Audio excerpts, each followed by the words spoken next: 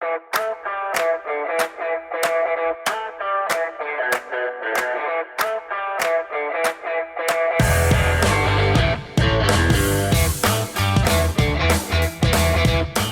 তো অনেকগুলো অপশন, কোথা থেকে শুরু করব সেটাই বুঝতে পারছি না।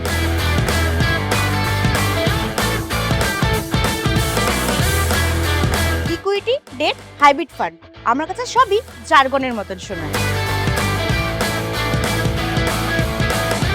আমার জন্য কোনটা ঠিক সেটা কিভাবে বুঝবো?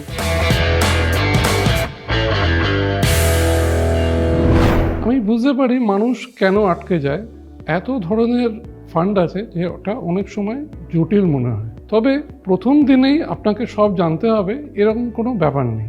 মিউচুয়াল ফান্ড বিভিন্ন ধরনের হয়, আপনার নিজস্ব লক্ষ্য অনুযায়ী সেটাকে মানানসই করে নেওয়া যেতে পারে। ইকুইটি ফান্ড দীর্ঘমেয়াদী সম্পদ করার জন্যে মূলত শেয়ার বাজারে ইনভেস্ট করে।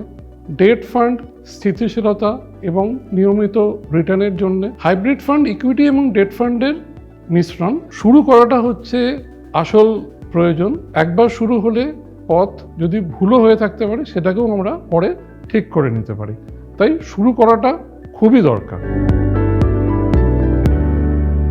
মিউচুয়াল ফান্ডে বিনিয়োগ বাজারগত ঝুঁকি সাপেক্ষ। যোজনার সঙ্গে সম্বন্ধিত সকল দস্তাবেজ মনোযোগ সহকারে পড়ে নেবেন।